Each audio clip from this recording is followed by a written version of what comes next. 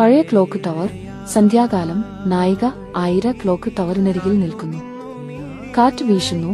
അവൾ പറയുന്നു. അവൻ പറഞ്ഞിരുന്നു, കാലം നിൽക്കുമ്പോഴും ഞാൻ നിന്നെ കാത്തിരിക്കും എന്ന്.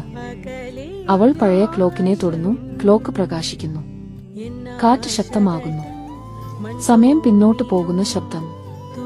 അതേ സ്ഥലം, പക്ഷേ 5 വർഷം മുമ്പ്. എല്ലാം പുതുതായി. പ്രകാശം. പക്ഷികളുടെ ശബ്ദം.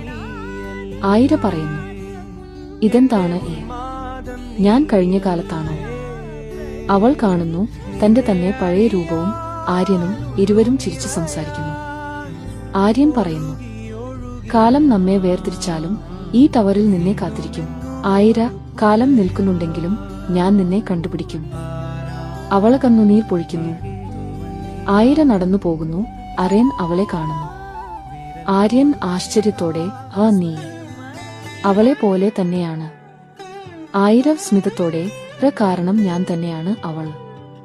മറ്റൊരു സമയത്തു നിന്ന് വന്നത്. അവർ കൈ ചേർക്കുന്നു. ക്ലോക്ക് വീണ്ടും പ്രകാശിക്കുന്നു. ആയിര വീണ്ടും ഇപ്പോഴത്തെ സമയത്ത് തിരിച്ചെത്തുന്നു.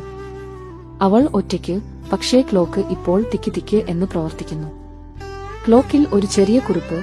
കാലം നമ്മെ വേർപെടുത്തിയേക്കാം, പക്ഷേ പ്രണയം ഇല്ല. ആര്യൻ.